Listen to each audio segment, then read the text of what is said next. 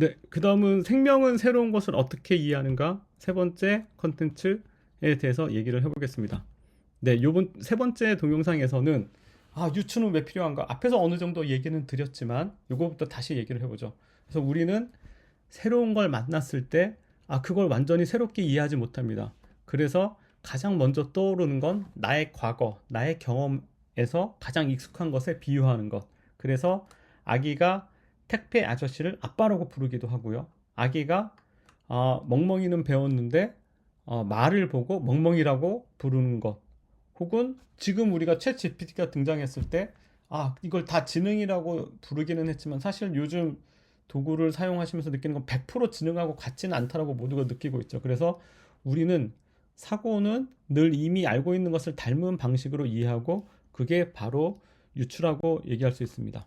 그래서 이 모든 유추들은 과거, 나의 과거든 인간의 과거든 우리 국민의 과거든 과거에 관련된 어떤 인간의 관점에서 눈으로 봤을 때 그 과거에 기대어 새로운 것을 이해하게 되죠.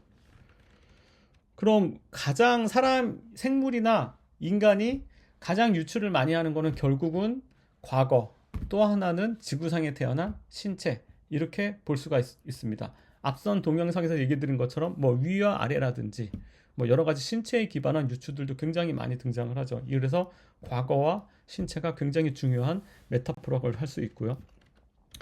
그러면 우리가 이제 과학을 하면서 이거는 정상, 이거는 실제, 이거는 객관성 이렇게 많이 표현을 합니다. 그런데 우리의 가장 뿌리 깊은 믿음이란 과연 도대체 무엇일까요? 우리는 뭘 정상이라고 하고 우리는 뭘 실제라고 객관성이라고 할까요? 그냥 우리가 지구상에 태어난 특이한 생물로서 돌멩이와 나무 조각을 다루는데 익숙한 인간들이 그냥 사실이라고 믿는데 그저 익숙해진 것이 아닌가?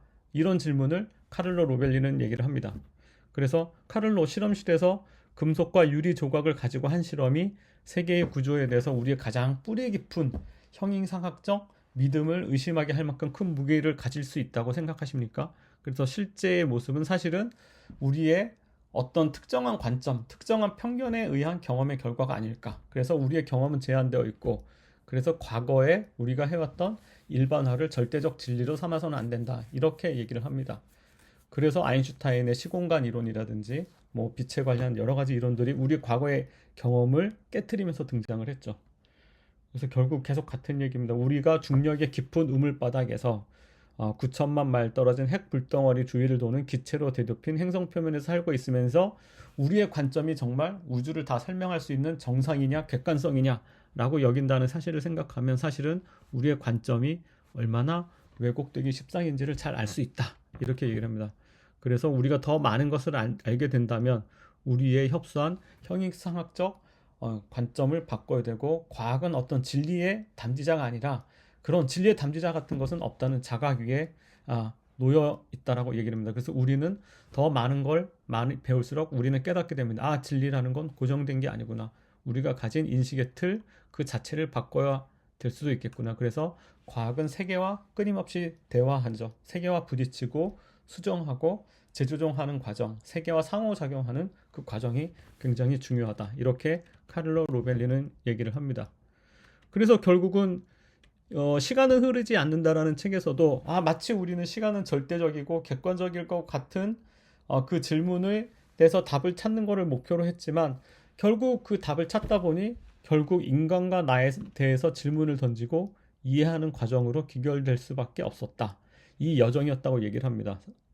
그 시간조차도 지구상에 태어난 인간의 관점으로 해석하는 그런 개념이었을 뿐이다. 이렇게 얘기를 하죠. 그래서 관찰, 실제 객관성이란 무엇이냐.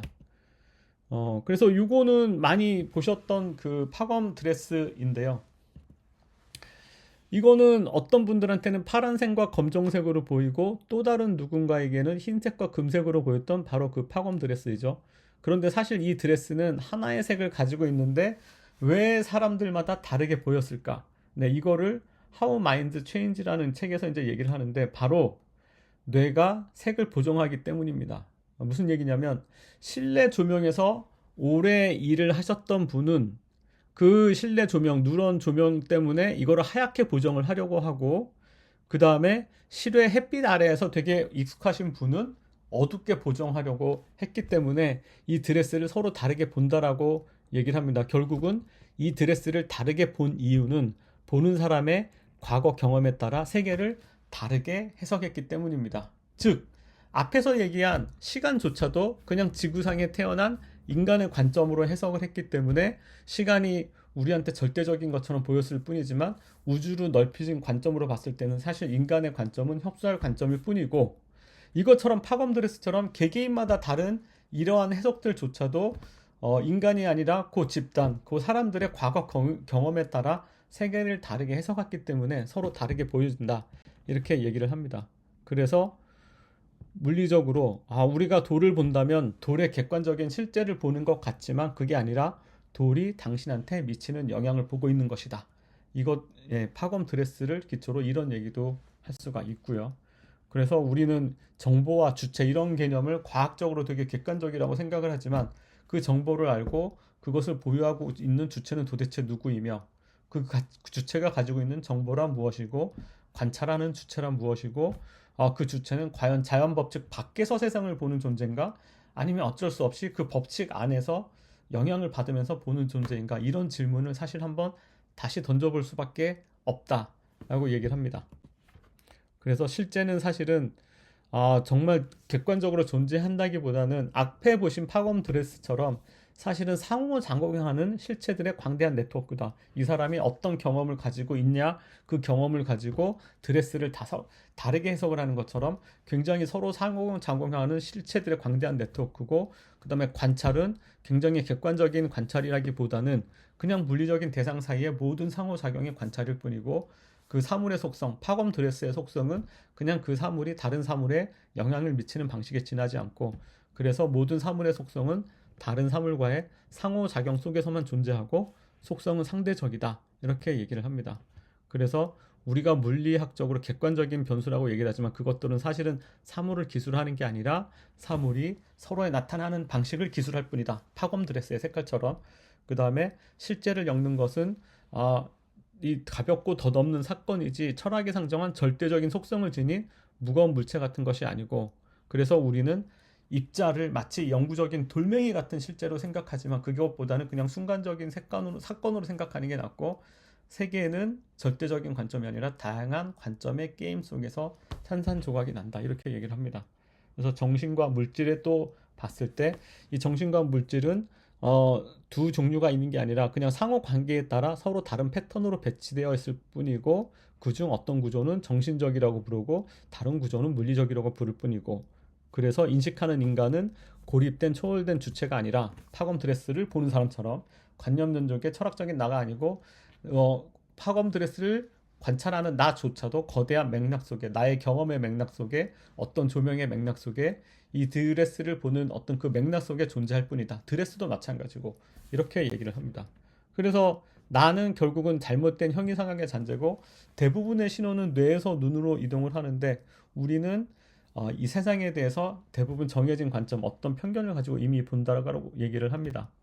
그래서 관찰은 결국은 뇌에서 눈으로 신호가 더 많이 간다는 얘기는 이미 우리가 세상에 대해서 어떤 모델을 가지고 있고, 눈은 그냥 그 모델과 세상이 불일치나는 경우만 탐지할 뿐이고, 그래서 외부 지각이라는 거는 객관적인 어떤 이제 지각이라기보다는 그냥 외부 사물과 조화를 이루는 내면의 꿈이다, 이렇게 얘기를 합니다.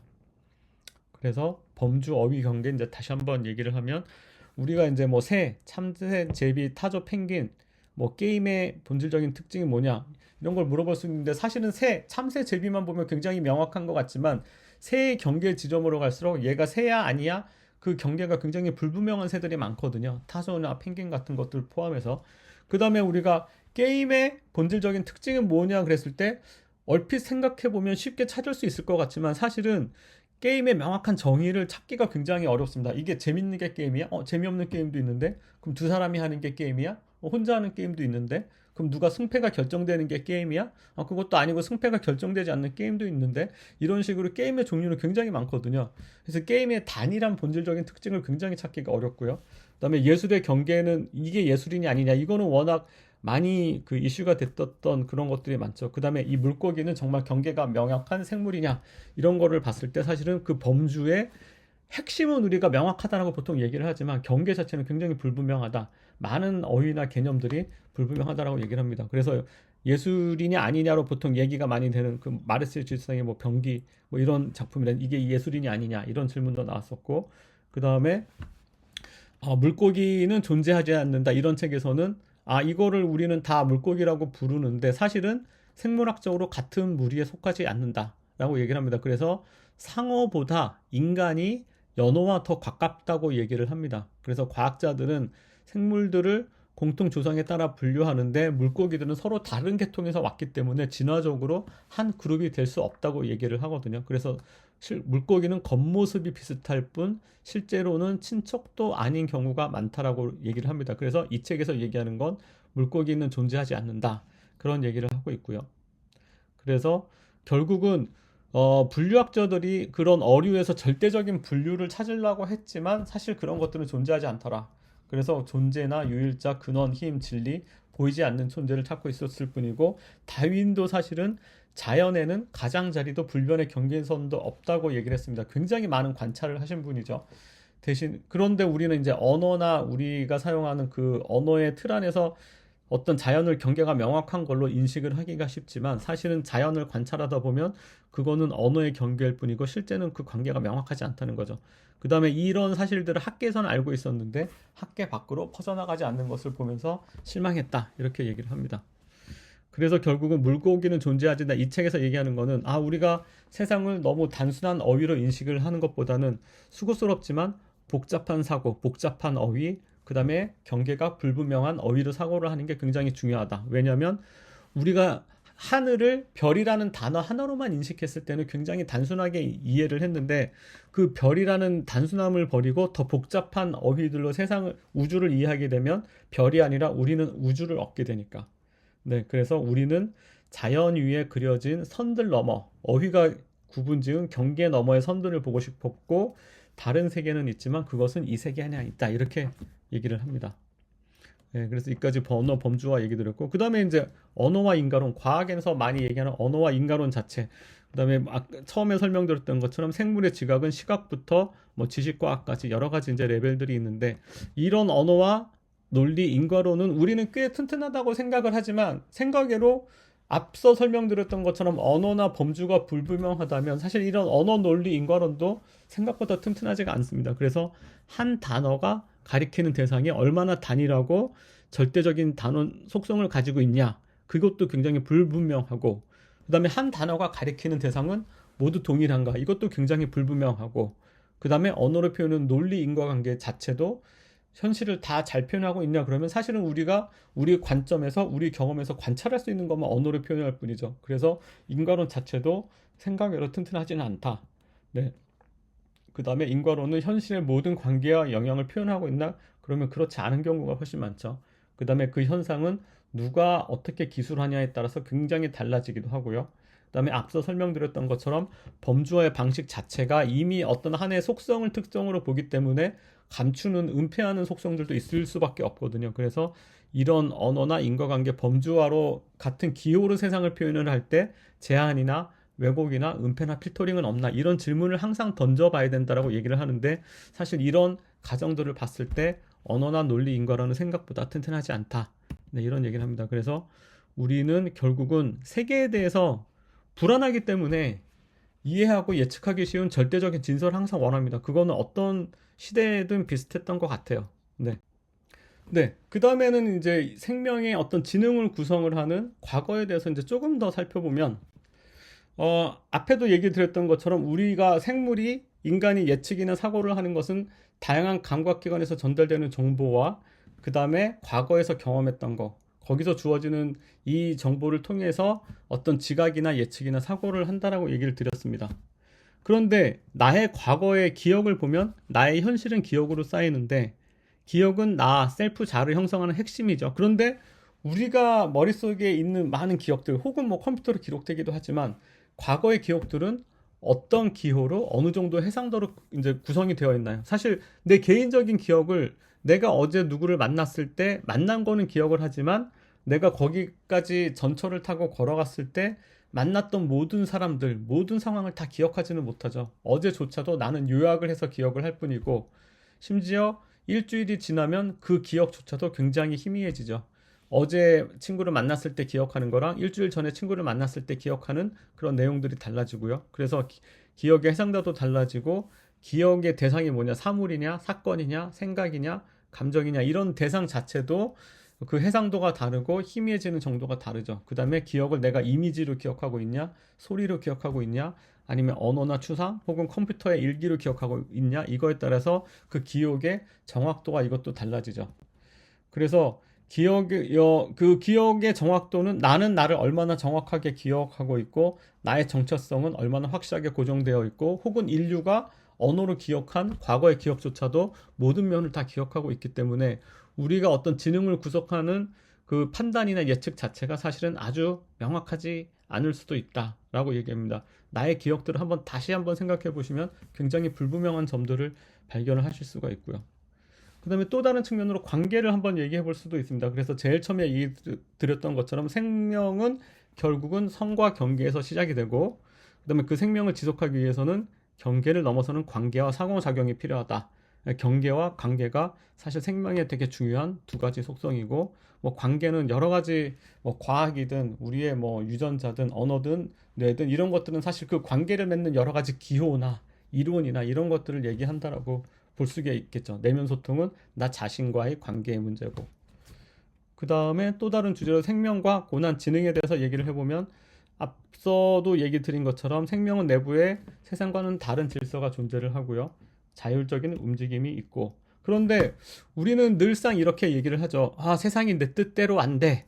라고 얘기를 하는데, 사실은 잘 생각을 해보면 세상이 내 뜻대로 안 되는 게 아니라 생명이라는 나 자신 존재가 물리적인 세계와 뜻대로 안 움직이는 존재입니다. 즉, 생명을 얻었다는 것 자체가 이미 물리적인 세상과 분리해서 움직이는 자율적인 대상이기 때문에 세상이 내 뜻대로 안 되는 게 아니라 내가 세상의 뜻대로 안 움직이는 존재죠. 그래서 우리가 고난이나 고행이라고 얘기를 하지만 사실은 이거는 생명의 다른 측면일 수밖에 없다. 이런 얘기를 하고요. 그래서 고난, 고행을 인지하는 만큼 생명에게 이미 주어진 것은 스스로 인지하고 있는가. 그러니까 생명 자체가 이미 기분된 기프트라고 얘기를 합니다. 그래서 네, 스페인 인지치료학자 이제 라파엘 산탄트루는 내가 하는 것은 모든 것은 잘해야 되고 사람들이 나를 항상 친절하고 공정하게 대해야 되고 모든 일은 내 뜻대로 돌아가야 돼. 이게 굉장히 비합리적인 신념이라고 얘기를 하고요.